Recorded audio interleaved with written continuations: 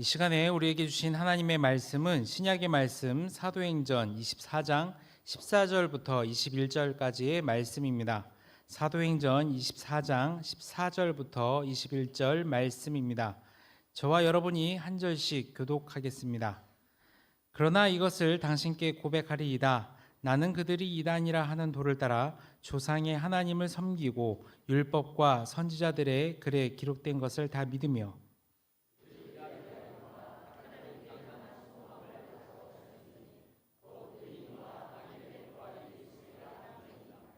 이것으로 말미암아 나도 하나님과 사람에 대하여 항상 양심의 거리낌이 없기를 힘쓰나이다.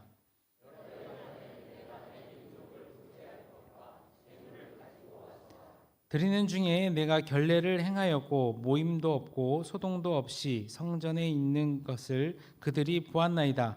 그러나 아시아로부터 온 어떤 유대인들이 있었으니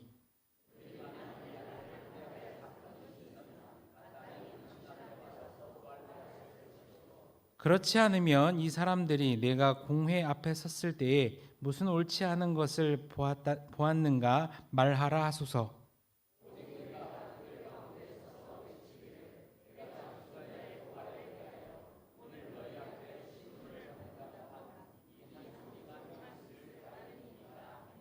아멘. 여러분, 트로트 가수 나훈아 잘 아시죠? 이 나훈아 씨가 테스 형이라고 하는 노래를 불렀어요. 그 노래에서 그리스의 철학자 소크라테스에게 테스 형이라고 부릅니다. 제가 철학과 나왔잖아요. 소크라테스에게 테스 형이라고 이렇게 딱 형님이라고 부르는 거는 예술가이기 때문에 가능한 것 같아요. 예능인이기 때문에. 나훈아 씨는 테스 형에게 세상이 왜 이래? 왜 이렇게 힘들어? 라고 묻습니다. 그가 이렇게 묻는 이유가 있습니다. 그러니까 이 노래가요, 결코 쉬운 노래는 아닙니다. 소크라테스가 힘든 세상을 살았거든요.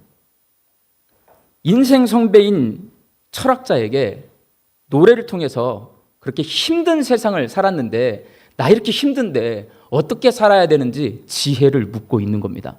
그러니까 이게 트로트 노래지만 굉장히 깊이 있는 노래예요. 아테네의 정치인과 지식인들의 잘못을 지적하고 비판했던 소크라테스. 여러분, 정치인과 지식인들을 비판했어요. 그럼 이 사람 인생에 편안하겠습니까? 힘들겠습니까? 힘들어요. 이 사람 힘듭니다. 지도층에게 미움을 받는 철학자였습니다. 그의 인생 말년에 아테네가 스파르타와의 전쟁에서 패배합니다. 전쟁에 지니 나라가 혼란스러울 거 아니에요? 그때 소크라테스가 입을 다물었을까요? 더욱 세게 지도자들을 비난했을까요? 더욱 세게 비판했어요. 그러다 보니까 권력가들이요, 그를 제거하기로 마음을 먹고 두 가지 제목, 하나는 아테네의 젊은이들을 타락시켰다, 또 하나는 국가가 정한 신을 믿지 않았다라는 이 제목으로 소크라테스를 법정에 고발합니다. 그러나 소크라테스는 권력에 굴하지 않고 자기 변론을 하는데요, 그 법정에서 자기를 변론하는 그 변호 내용을 제자인 플라톤이 소크라테스의 변명이라고 하는 책에다가 기록해 놨어요. 철학과에 입학하면 모든 철학도들이요, 이 책을 읽고 공부를 시작합니다. 이 재판에서 사형 선고를 받는 소크라테스는 이렇게 말합니다. 아테네 사람들이요, 죽음을 피하는 것은 어렵지 않습니다. 정말 어려운 것은 비겁함을 피하는 것입니다. 멋있어요? 안 멋있어요? 멋있는 말합니다. 비겁함은 죽음보다 더 빨리 달려오기 때문입니다. 이제는 떠날 시간이 되었습니다. 나는 죽기 위해 떠나고 여러분은 살기 위해 떠납니다. 이게 소크라테스가 마지막 남긴 말이에요. 이 재판 후에 소크라테스는 사형 선고를 받았는데요, 독이 든 술을 먹고 죽는 벌을 받습니다. 그렇게 죽습니다. 오늘날 소크라테스라고 하는 사람을 우리가 위대한 철학자로 기억하게 되는 이유는 권력에 굴복하지 않고 잘못된 것을 지적하면서 정의를 외쳤던 지식인으로 살았기 때문입니다. 오늘 본문 말씀에서 유대인들에게 고발당해서 총독 벨릭스에게 재판받고 있는 사도 바울의 모습을 보면 아테네의 법정에 선 소크라테스를 생각나게 합니다. 그리스도인들을 박해했던 바울이 그리스도인이 되고 복음을 전하는 사도가 된 것은 유대인들 입장에서 보면요, 변절한 겁니다. 바울은 변절자예요. 그래서 유대인들은 바울을 미워할 수밖에 없습니다.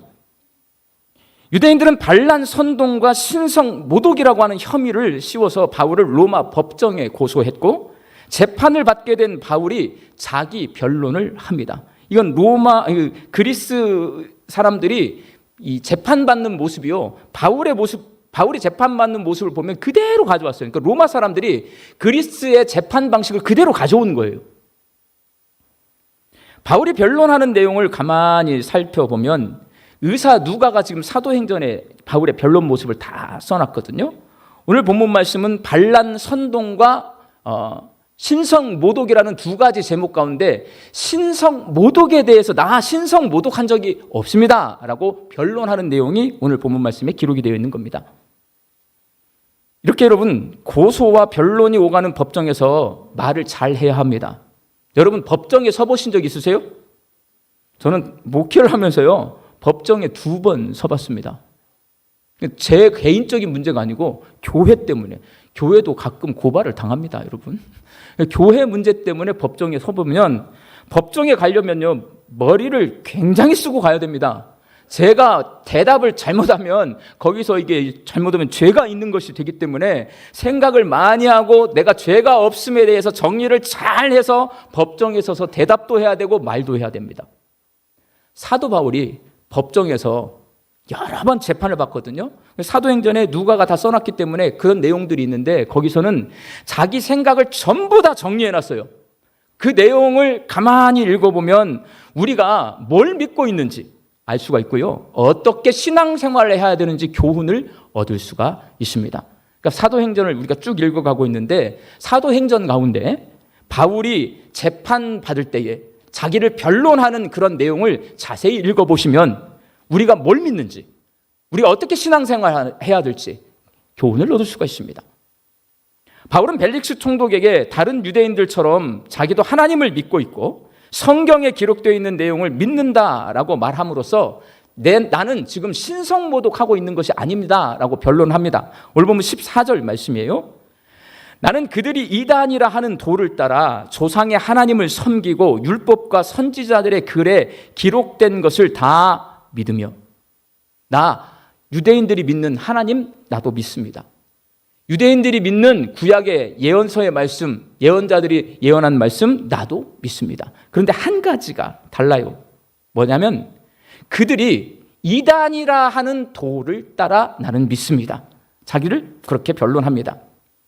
여기서 유대인들이 이단이라 하는 도는 예수님을 메시아인 그리스도로 믿는 복음을 말하는데, 많은 유대인들이 예수님을 구원자인 그리스도로 받아들이지 않습니다. 그리고 예수님을 그리스도라고 믿고 전하는 바울과 다른 그리스도인들을 유대교의 이단으로 생각했고, 바울을 통해 알 수 있듯이 그리스도인들을 핍박합니다. 그러니까 유대인들은요, 예수님이 그리스도이라는 것을 인정하지 않아요. 근데 바울은 인정해요. 그럼 여러분 생각을 해보아야 됩니다. 유대인들은 왜 예수님을 구원자인 그리스도로, 메시아로 인정하지 않는 걸까요? 똑같은 유대인이거든요. 왜 똑같은 유대인인 바울은, 다른 유대인들은 예수님을 그리스도로 인정하지 않는데 이 바울은 예수님을 그리스도로 인정하고 받아들이고 믿고 있는 걸까요? 여러분 예수 믿어요, 안 믿어요? 믿습니다. 그럼 우리 믿는 거잖아요. 바울도 믿는 거예요. 근데 안 믿던 사람이 믿게 되었어요. 어떻게 해서 믿을 수 있게 되었고, 유대인들은 왜 안 믿는 걸까? 유대인들이 예수님을 그리스도로 믿지 못하는 가장 큰 이유는 뭐냐? 이게 중요한데요. 사람은요, 이 머릿속으로 생각하는 게 굉장히 중요합니다. 유대교의 구원론 때문입니다. 유대인들은 태어나면 유대교인이에요. 어렸을 때부터 부모로부터 계속해서 성경에 대한 이야기를 듣습니다. 가르침을 받아요. 그러면서 자연스럽게 생겨나는 게 뭐냐면 구원론이라고 하는 것이 생겨납니다. 유대인들이 생각하는 구원에 이르는 길은 크게 두 가지입니다. 먼저 유대인은 유대인으로 태어나면 구원받는 거예요. 왜? 하나님이 이스라엘 백성을 택하셨기 때문에. 내가 유대인으로 태어나면 하나님께 택함받은 선민이 되는 겁니다. 그래서 구원의 조건을 충족시키는 거예요. 그리고 율법을 잘 지키며 착하게 살면 구원받는다라고 유대인들은 생각합니다. 그래서 성경에 기록되어 있는 율법 조항 외에도 구전으로 전해져 내려오는 율법 조항들을 열심히 지키며 삽니다. 그 대표적인 예가 예수님과 그렇게 각을 세우고 다퉜던 바리새인들은요, 율법을 철저히 지키며 삽니다. 근데 여러분도 살아보지만 제가 주일날 설교하면 나 목사님 말씀대로 살아야지, 성경 말씀대로 살아야지, 그대로 사라져요? 안 되잖아요. 말씀을 어기고 죄를 지을 때가 있잖아요. 유대인들도 똑같아요. 율법을 어기고 죄를 지을 때가 있습니다. 근데 유대인들은요, 그 죄를 해결할 방법이 있어요. 속죄의 제사를 드리는 겁니다. 양이나 염소를 잡아서 제물로 하나님 앞에 바치면서 속죄의 제사를 드리면 내가 잘못한 것을 용서받는다라고 생각을 합니다. 유대인으로 태어난 것이 하나님께 택함받은 그런 선민이에요. 나는 율법을 잘 지키고 착하게 살고 있기 때문에 나는 구원받은 거예요. 혹시 내가 율법을 어겼더라도 속죄의 제사를 드리면 용서를 받아요. 이 사람들이 내가 죄인이라고 생각할까요, 안 할까요? 이 사람들은 절대로 내가 죄인이라고 생각하지 않습니다. 예수님은 왜 이 땅에 오셨습니까? 죄인들을 용서하시고 구원해 주시기로 오셨습니다. 유대인들의 구원론은요, 내가 죄인이 아니에요. 나는 유대인으로 태어났기 때문에 이미 구원받은 거예요. 나 율법 잘 지키고 착하게 살면 메시아가 오는 날 나 부활할 거예요. 이거 믿는 거거든요. 이 사람들은 이런 구원론을 갖고 있기 때문에 죄를 용서하시기 위해서 하나님이 인간의 몸을 입고 이 땅에 오신 분이 바로 예수님이시고 그분이 성경에 기록되어 있는 메시아다, 안 믿습니다. 구원론 때문에 예수님을 메시아로 믿을 수가 없어요. 그런 구원론 속에서는 메시아가 모든 유대인들은 메시아 기다립니다. 근데 메시아는 어떤 분이냐? 메시아가 오면 이 땅이 평화로워진다. 평화의 왕이에요. 그 평화는 뭐냐? 이 땅에 이 메시아가 오면 전쟁, 아픔, 고통, 슬픔이 없는 아주 평화로운 세상이 된다는 사고방식을 갖고 있습니다. 근데 예수님이 오셨어요. 그런데 로마의 압제에서 벗어납니까? 못 벗어납니까? 안 벗어나요. 아픈 사람 여전히 있어요. 고통 여전히 있어요. 여전히 가난하게 살아요. 그러니까 유대인들의 눈에는 절대로 예수님이 메시아가 아닌 거예요. 바울도 원래 이런 똑같은 신앙을 가지고 있던 유대인이었습니다. 그러나 예수님을 만난 후에 예수님이 메시아이심을 깨닫게 되었고 믿게 된 겁니다. 그리고 예수님을 가장 귀하게 여기며 예수 그리스도의 복음을 전하는 일에 미친 광인으로 살았다. 제가 지난주에 설교했습니다. 유대교인이었던 그가 이렇게 예수님을 그리스도로 믿게 된 것은 뭐가 변했기 때문일까요? 구원론이 변했기 때문인 거예요, 여러분. 실제적으로는 구원론이 변했기 때문에 예수님을 그리스도로 믿게 된 겁니다. 예수님을 만난 바울은 유대인만 구원받은 것이 아니라 유대인과 이방인 모두 구원받을 수 있다는 것을 알게 되었습니다. 유대인들은요, 유대인만 택함받았다고 생각해요. 그런데 바울은 예수님을 만난 후에 예수님께서 유대인 아니라 모든 사람을, 이방인들까지도 다 구원하시는 분이시구나, 이걸 깨달아서 그는 이방인의 선교사가 됩니다. 그리고 예수님을 만난 바울은 율법을 잘 지키고 착하게 산다고 해서 구원받는 것이 아니라 예수님을 그리스도로 믿을 때 구원받을 수 있게 된다는 것을 알게 되었어요. 왜냐하면 모든 사람이 죄인이라고 하는 것을 깨달았기 때문입니다. 그러니까 바울은 모든 사람이 죄를 범했다라는 것을 깨달았어요. 피조물인 아담과 하와가 창조주인 하나님처럼 되고 싶은 욕심에 하나님께 불순종하고 먹지 말라고 한 선악과를 먹은 것이 죄다. 여러분, 이게 이제 죄에 대한 성경의 정의거든요. 그럼 죄는 뭐냐? 사람이요, 하나님이 되려고 해요. 나는 그런 적 없는데요. 하나님이 되려고 하는 건 뭐냐면 창조주 하나님이라고 하는 것은 모든 것의 주인이라는 말씀입니다. 그런데 주인이, 내가 종이면 주인의 말씀에 순종하며 살아야 하는데 주인을 제껴요. 그리고 내가 주인 노릇을 하고 있어요. 주인은 결정하는 사람입니다. 주인이 결정하는 거잖아요. 종은 따르는 거예요. 그런데 하나님이 주인이시면 내가 하나님의 결정에 따르고 하나님이 어떤 결정을 하는지 살펴야 되는데 그걸 전혀 생각하지 않고 내가 다 결정하고 내 멋대로 살아요. 이게 죄라는 거예요, 여러분. 하나님이 주인이심을 몰라요. 이게 죄라는 거예요. 바울은 그것을 깨달았습니다. 그래서 모든 사람이 죄인이고 의인이 한 사람도 없다라는 것을 알게 되었고, 모든 사람이 죄를 범해서 하나님의 영광에 이르지 못하게 되었다 탄식하는 겁니다. 사람은 하나님 없이 살 수 없는 존재로 창조되었는데도 불구하고 범죄로 인해서 하나님께 분리된, 하나님께로부터 떨어져 나왔잖아요. 아담과 하와가. 아담과 하와는 죽는 존재가 된 거예요. 하나님께로부터 떨어져 나오니까 포도나무에 붙어있던 가지가 떨어져 나온 것처럼 죽게 된 겁니다. 아, 죄의 값이 죽음이구나 바울은 깨닫게 된 겁니다. 그리고 예수님을 만난 바울은 이러한 사람의 죄와 죽음의 문제를 하나님께서 예수 그리스도를 통해 해결해 주셨다는 것을 깨달았습니다. 그래서 로마서 3장 24절 같이 한번 읽어보겠습니다. 시작. 그리스도 예수 안에 있는 속량으로 말미암아 하나님의 은혜로 값없이 의롭다 하심을 얻은 자 되었느니라. 바울은 예수님이 사람들의 죄를 용서해 주시는 속량의 능력을 가지고 계시는 그리스도이시고 그것을 받아들이고 믿을 때에 하나님께서 의롭다고 인정해 주시는 구원받은 사람이 될 수 있다는 예수 그리스도의 복음을 알게 되었고 믿게 되었습니다. 이렇게 바울의 구원론이 유대교의 구원론에서 예수 그리스도를 통한 구원론으로 변화되었기 때문에 바울은요, 예수님을 그리스도로 믿게 된 겁니다. 유대인으로 태어나 율법을 지킴으로 구원받는다는 이 유대교의 구원론과 예수 그리스도의 속량으로 구원에 이른다는 이 구원론의 가장 큰 차이가 뭐냐? 은혜입니다. 내가 율법을 잘 지켜서 구원에 이르는 구원은요, 내가 애쓰고 힘쓰고 노력해서 내 공로에 의해 보상으로 주어지는 구원입니다. 그러나 바울은 예수님을 통해 죄사함을 받아서 구원에 이른다는 것은 값없이 주어지는 하나님의 놀라운 은혜다라고 말합니다. 로마서 3장 24절을 다시 한번 읽어보겠습니다. 그리스도 예수 안에 있는 속량으로 말미암아 하나님의 은혜로 값없이 의롭다 하심을 얻은 자 되었느니라.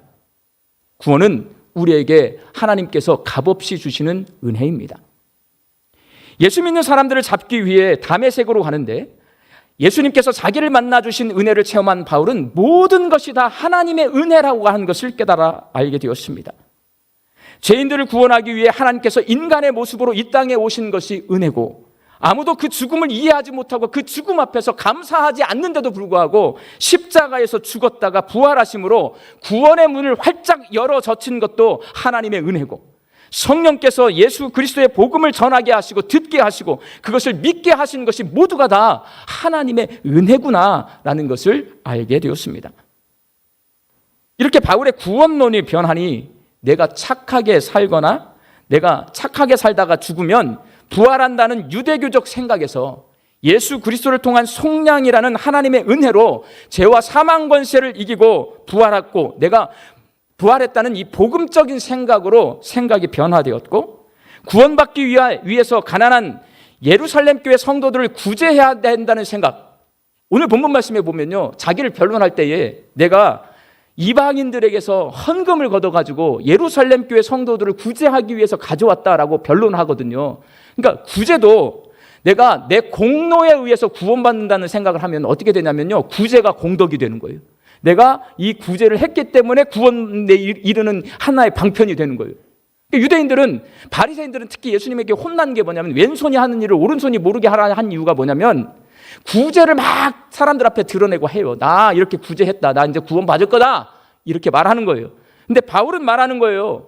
구원론이 다르기 때문에 그 구제를 통해서 구원받는 게 아니라 하나님께 값없이 은혜를 받았기 때문에 그 은혜에 감사해서 하나님 말씀에 순종해서 그 축복을 흘려보내는 거다.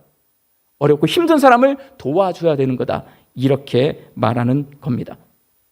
구원론은 우리의 삶, 우리의 생각을 변화시킵니다. 사랑하는 광주 양림교회 성도 여러분, 여러분의 구원론은 무엇입니까? 내 공로로 구원 받으셨습니까? 하나님의 은혜로 구원 받으셨습니까? 구원은 신앙생활의 출발이자 원인입니다. 출발이 있으면 도착이 있고 원인이 있으면 결과가 있기 마련입니다. 구원받은 성도는요, 출발했어요. 그러면 바울처럼 생각이 변화됩니다. 삶이 변화됩니다. 내 공로로 구원받았다는 구원론은 예수님이 그토록 혼내셨던 바리새인과 서기관들처럼 겉과 속이 다른 외식하는 신앙생활을 하게 하지만 하나님의 은혜로 구원받았다는 구원론을 주신 은혜에 감사하고 받은 은혜를 나누며 사는 신앙생활을 할 수 있도록 우리가 그런 구원론을 가져야 돼요. 우리 교회가 교회 일꾼을 세우기 위한 장로 안수집사 권사 선거를 앞두고 있는데 모든 성도가 이번 선거를 통해 하나님의 은혜에 대해서 깊이 생각할 수 있는 선거가 될 수 있기를 바랍니다. 우리 교회를 위해 애쓰고 수고한 공로가 있는 분들에게 그 공로를 인정해서 직분이 주어지는 선거를 하면요, 그 선거는 시끄러워집니다. 내가 이 정도 했는데 나를 안 뽑아줘? 이렇게 되는 거예요, 여러분. 내가 지금까지 양림교회에서 이 정도 했는데 이것도 안 해줘? 이렇게 되는 겁니다. 그게 공로주의라고 하는 거예요. 그건 구원론이 잘못된 겁니다. 하나님의 은혜를 아는 분들이 그 은혜에 감사해서 교회와 성도들을 위해서 하나님의 말씀에 순종해서 힘써서 섬기고 봉사해야 되겠다라는 생각을 가진 분들이 선거에서 장로, 안수집사, 권사로 세워져야 그 선거가 구원론이 바르게 되어 있는 선거가 되는 겁니다. 그래서 선거를 통해 우리 피택된 분들이 4개월 동안 훈련을 받을 텐데요. 그 기간에 하나님의 은혜로 주어진 예수 그리스도의 복음에 대해서 제가 철저히 배울 수 있도록 해드려야 되겠다라는 생각을 하고 있습니다. 내가 하나님의 은혜로 구원받았다는 것을 깨닫고 받아들이고 믿는 사람은 바울처럼 복음에 미친 일꾼으로 변화되기 때문에 그렇습니다. 우리 광주 양림교회 성도들이 내가 하나님의 은혜로 구원받았다는 것을 다시 한번 기억할 수 있기를 바랍니다. 그리고 선거에 임해 주시기를 바랍니다. 내가 하나님의 은혜로 구원받았다고 하는 사람은요, 주신 은혜에 감사드립니다. 그리고 받은 은혜를 함께 나누며 신앙생활하게 됩니다. 그런 마음으로 선거에 참여해 주시고, 선거에 지금 추천받은 분들이 많이 계세요. 내가 이 정도 했으니까 내가 여기서 장로도 되고 안수집사도 되고 권사도 되지라는 생각을 가지신다면 내가 예수를 잘 믿고 있는지 구원론을 점검해 보셔야 합니다. 내가 하나님 앞에 값없이 은혜를 받았기 때문에 하나님이 자기 몸으로 피값으로 세운 이 교회, 내가 섬겨야 되겠다. 하나님이 가장 귀하게 생각하는 이 성도들, 내가 섬겨야 되겠다. 하나님을 사랑하고 이웃을 사랑하라고 말씀하셨으니 내가 교회의 직분자가 되어서 그 말씀에 순종하면서 주신 은혜 감사하며 받은 은혜를 함께 나눠야 되겠다라고 생각하셔야 합니다. 우리 광주 양림교회가 올바른 구원론, 하나님이 나에게 은혜를 베풀어 주셔서 죄인인 내가 용서함을 받고 하나님의 구원받은 자녀가 되었다. 이 올바른 구원론, 은혜의 구원론 앞에 서서서 우리가 그 은혜를 기억하고 날마다 감사하며 그 감사를 함께 받은 은혜를 함께 나누며 살아가는 저와 여러분이 될 수 있기를 예수님의 이름으로 축원합니다. 기도하겠습니다. 부족하고 연약한 저희가 예수 그리스도의 복음을 듣게 하시고 받아들이게 하시고 믿게 하여 주셔서 구원받은 하나님의 자녀가 되게 하여 주시니 감사합니다. 값없이 주신 하나님의 은혜에 감사하며 살게 하여 주시고 받은 은혜를 성도들과 나누게 하시고 이웃과 나누며 살게 하여 주옵소서. 항존직 선거를 앞두고 있습니다. 하나님의 은혜로 구원받았음에 감사하며 겸손히 교회와 성도를 섬기는 일꾼을 세우게 하여 주옵소서. 예수님의 이름으로 기도하옵나이다. 아멘.